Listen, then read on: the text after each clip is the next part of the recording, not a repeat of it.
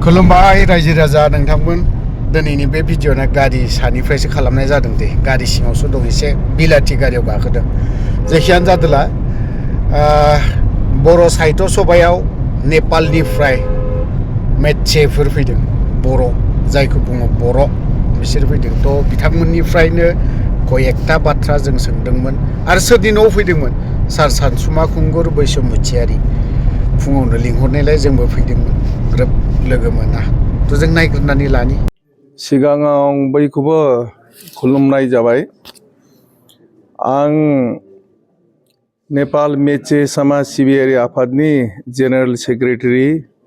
जानानै बाय जोंनि बर' साहित्य सभानि 64 एनुअल कन्फारेन्सआव जोंखौबो लिंहरनाय थाखाय 34 डेलिगेट्सफ्रा जों मोनसे बाय फैनाय जादों दिनै जों बाय फुंनि 6टायावनो ओंखारनानै बाय क'क्राझाराव करिबन 6टा बाय जों सफैबाय दा जों सानो बाय जोङो बारग' एमपि आदा सानसुमा खुंगुर बैसोमुथियारिया नेपालाव थांबाय थाब्ला बिथाङा जोंजों लोगो मोननानै नेपालनि थाखाय गोबाङैनो मोनसे बर'नि भाषा साहित्य मोनसे कालचारनि थाखाय बिथाङा गोबाङैनो खामानि मावगासिनो दङ माने जों सानबाय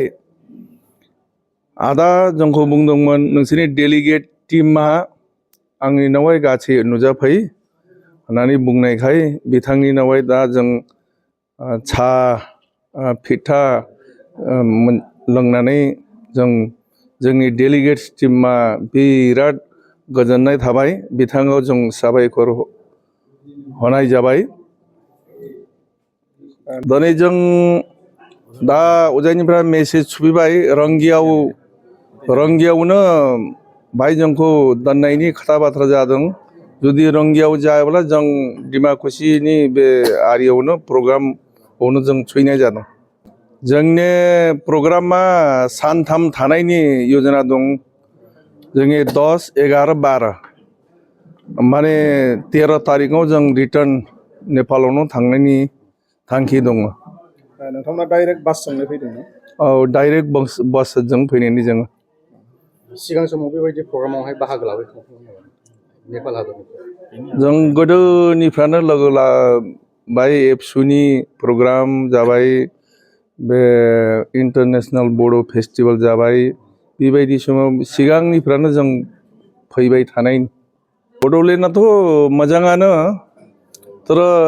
जोंनि जिहेथु जों बर'फोर दं बर'फोरा एसे खौसेथि गैयियाव एसे जोंनिबो बिखायाव एसे सायो मोनसे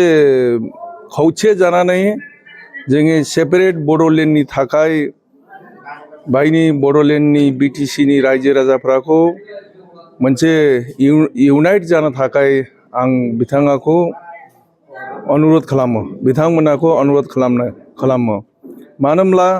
जों बड'फोरा खौसे गैयाब्ला मालाय हारिफ्रा जोंनि मोनसे जुन सक्ति दं बे सक्तिखौ बिसोरो गासिन फेलें बानायनो थाखाय बिसोरो सानगासिनो थायो बेनिखायनो जों बड'फोरा खौसेथि जानांगौ होननानै जों नेपाल मेचे समाज सिबियारि आफादनिफ्राय खावलायनाय जाबाय जों नेपालनिफोरा बे 64th एनुअल कन्फारेन्स डिमाकुसियाव जादों भाइफोरा जोंखौ चिठी हरनानै नोंथांफोराबो नेपालनि बड'फोराबो बे कार्यक्रमाव बे प्रग्रामाव नुजाफैनाय बुंनानै जोंखौ खबर मोनासै बिनि थाखाय जों बे बड'लेण्ड हादराव जों फैदों साबेसे फैदों नोंसोरो जों 34 जन दं 34 नेपालनिफ्राय माब्ला ओंखारनाय जों दिनैनो फुङाय जानुवारि 9